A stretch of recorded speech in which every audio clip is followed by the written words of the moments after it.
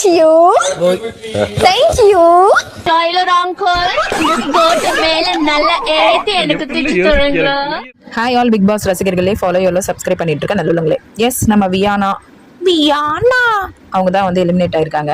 அந்த கொஞ்சி பேசுறதை நிறுத்திருந்தாங்கன்னாவே இவங்க கொஞ்சம் ஃபாலோ பண்ணியிருக்கலாம் நல்லாவே இந்த கேமை. ரம்யாவோட சேர்ந்து எவிக்ட் ஆனது தான் ரொம்ப கவலையா இருக்கு. இனிமே ஒண்ணுமே பண்ணாத ரம்யாவும் இவங்களும் கொஞ்சமா ஏதோ கண்டென்ட் கொடுத்துருக்கு. ஆனா அந்த கொஞ்சி பேசுறதை நிறுத்திருக்கலாம். இந்த கும்பிடுறேன் சாமி சுபிக்ஷாலாம் உள்ள இருக்கும்போது இந்த பொண்ணு போனது கொஞ்சம் கவலையா தான் இருக்கு. ஆனா சாண்ட்ராவை அந்த சொன்ன ஃப்ரீஸ் டாஸ்க்ல அங்க ஒரு சீன் கிரியேட் பண்ணணும் பிரஜனோடையும் குழந்தைங்களோடன்றனால இந்த மாதிரி வெளில அமிச்சிட்டாங்க. எஃப்ஜேவோட ஒரு தேவையில்லாத ஃபேக் கண்டென்ட்டும் யாரெல்லாம் நல்லா ஜெயிக்கிறாங்களோ அவங்களோட டிராவல் பண்ற பழக்கம் வந்து வியானாக்கு உண்டு. அதை கிளாப் வரவங்க ஓகேவாவே அது வந்து பாத்து மேலான இருக்கட்டும், பார்வதியா இருக்கட்டும், அவங்க கூடவே இருக்குது. இப்ப வினோத் அந்த மாதிரி பண்றதை நிறுத்திருந்தா கூட வியானா கொஞ்சம் பாயிண்டா பேசுறாள் தான். பார்வை எதிர்த்து அந்த இருந்திருக்கலாம், போயிடுச்சு. என்ன பண்றது, மக்கள் துரத்திட்டாங்க. மறக்காம சர்ப்ரைஸ் பண்ணுங்க. தேங்க்யூ.